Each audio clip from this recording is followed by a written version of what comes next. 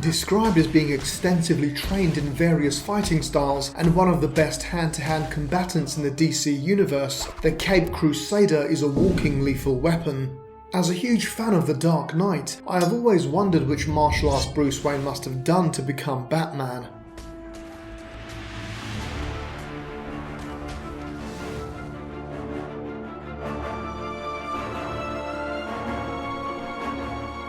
Although there is no official information on which disciplines he did, most character biographies agree on the number of styles he supposedly mastered, a massive 127. That is not 127 practiced, but mastered forms. Now, anyone who studies martial arts will tell you that mastering 127 disciplines is simply not possible. As a case in point, let's just look at the contemporary MMA fighter. These modern-day gladiators practice around 4 styles, most typically being Thai boxing, wrestling, boxing and Brazilian Jiu-Jitsu, and even then, they only really specialise in 1 or 2 disciplines, so I'm immediately disproving the 127 forms nonsense that the comic book writers who have no knowledge of martial arts are claiming. Even with a photographic memory, the Dark Knight is not mastering that many. So how many and which forms did he master? Before I can answer that question, we need to contextualise it. The character first appeared in Detective Comics number 27 in 1939. As a result, this character would need to be fully trained by 1939, and I would set his exploits as Batman in the 1940s. In my opinion, the Batman character works best in the 40s and 50s, which is a time when martial arts was far less prevalent.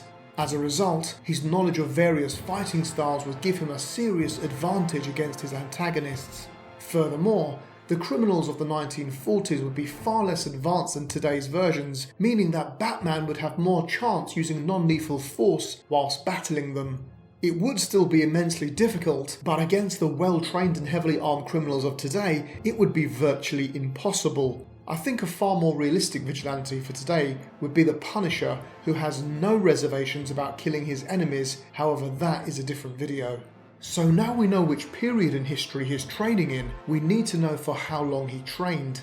The most commonly agreed number for this is 12 years, where Bruce Wayne travelled the globe studying sciences, varied forms of martial arts, burglary and manhunting. Therefore, to be ready for 1939, his official training would have to have begun in 1927. But I feel that he would have begun training very soon after the death of his parents. There are debates as to his age at the time of his parents' demise, ranging from 7 to 14 years old, so let's just say he was somewhere around that age. Now, he would not necessarily have been training to avenge his parents' death and become Batman at that age, but perhaps it was to develop his confidence or focus his anger or angst. Alfred may have even been the one who guided him towards these activities. So as an angry orphan child growing up in America in the 1900s, which sporting activities and martial arts would have been available to him? Well, the first one is not a fighting art, but I think that it would have begun with gymnastics. This is something that he could have started doing at an early age within school, and it certainly would have formed a great basis for him to add martial arts to later on.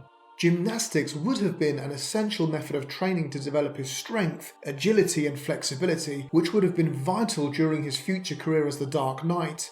Most depictions of Batman have him leaping and doing backflips to evade his opponent's strikes, so I believe that gymnastics deserves an honourable mention. In addition to this, I think he would have done some weight training as well, but as a confused and frightened child, Wayne would need another activity to help toughen him up, to boost his confidence and focus his anger.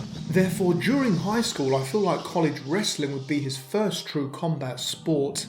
As the oldest sport, wrestling is still widely practiced in a plethora of countries around the globe, and it is essential in hand-to-hand combat. No MMA fighter can succeed without addressing wrestling, and some of today's most successful fighters specialise in grappling. The fact is, if you know how to wrestle, you know how to control a fight, and can dictate exactly where the conflict takes place. This would be essential to Batman as a vigilante who wanted to apprehend his enemies without using lethal force. In addition to this, wrestling gives its practitioners freakish physical and mental strength where they can embrace the grind, another vital trait to have if you're going to fight crime on a daily basis. As great as wrestling is, however, I do not think that it would have been the only combat sport that Bruce Wayne would have participated in during high school. I feel like he would have needed a sport to truly let his anger out, and there is arguably no better way to do that than in boxing. Just like wrestling, boxing remains one of the quintessential ingredients in contemporary fighting and was incredibly popular during the early 1900s, with champions like Jack Johnson and Jack Dempsey to inspire any aspiring teenage boys of the era. For me, Batman would have to be particularly skilled in wrestling and boxing, as I feel like a lot of his wise guy opponents would be.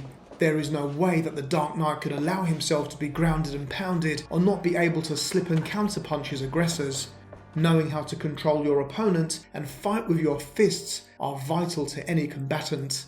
So, as it stands, our 18-year-old Bruce Wayne has spent approximately 10 years focusing his anger on the gymnastics horse, wrestling mats, and boxing ring. However, he is yet to properly pursue his true calling as Batman. In 1927 or 28, the Roaring Twenties is coming to a close, and Bruce Wayne is independent enough to travel the globe alone. He decides that he needs to leave America in order to master the fighting arts that will see him gain a significant advantage against the criminals of Gotham City. However, where would he go? Would he travel the world mastering one martial art from each country he visits? Although this is an appealing option, I feel that it would be too difficult to journey across the world whilst dedicating yourself to numerous martial arts, all within the space of 12 years.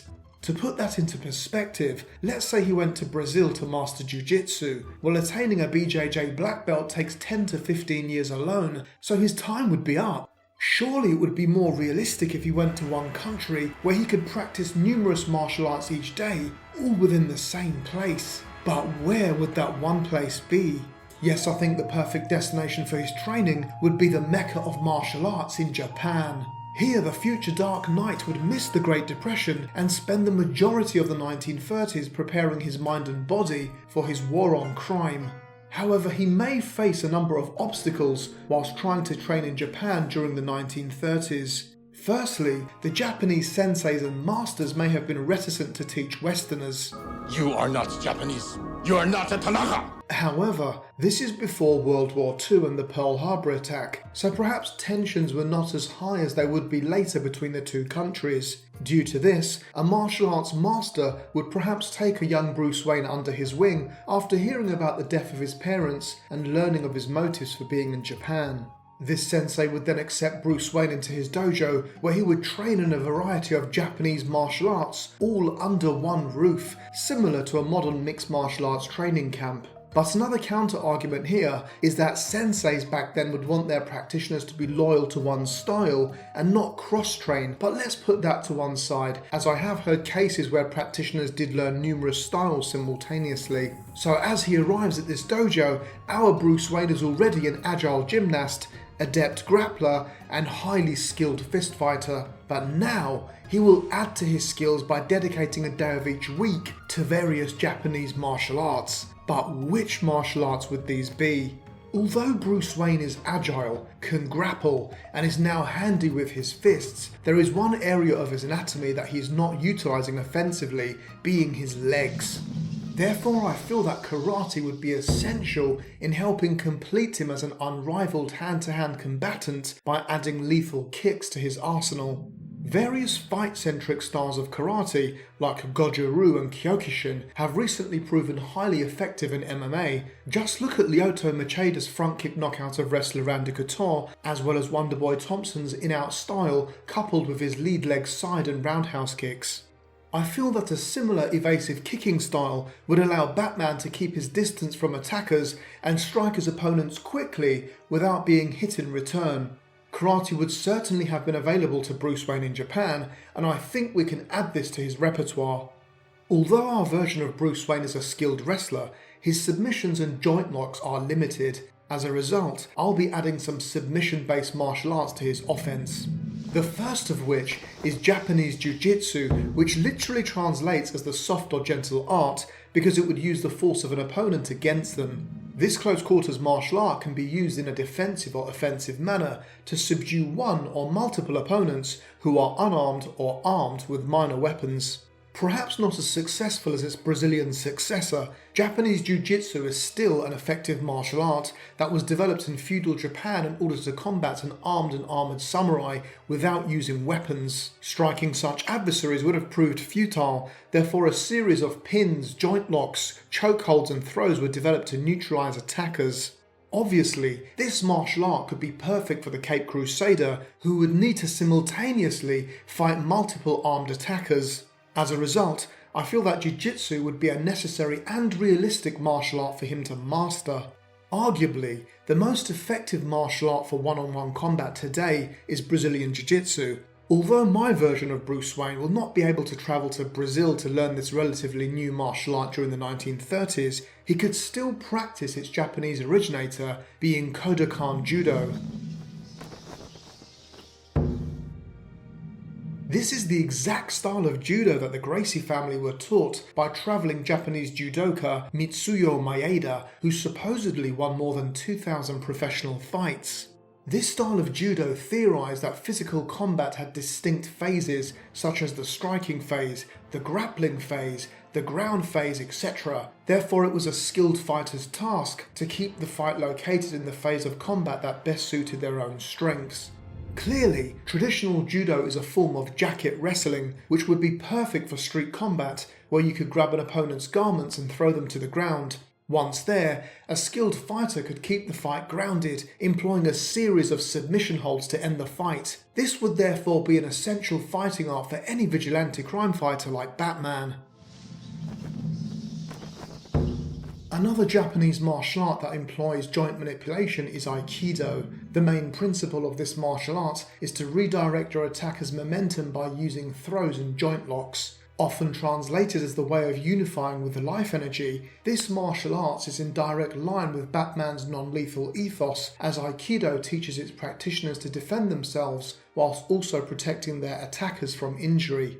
Many people have recently dismissed this martial art, claiming that it has no application in the real world. Now, although I agree that some martial arts are more effective in one-on-one situations than others, I do not believe that there is any martial art, if taught and practiced properly, that is not useful. Put it this way, we once thought that karate's front kicks were useless in MMA until someone used it to knock their opponent out. Therefore, it is not that the martial art is ineffective, it is that we do not yet know how to apply it to the real situation. In a world where everyone is versed in the so-called more effective styles, sometimes adding the less utilised forms can be what makes the difference between winning and losing a fight.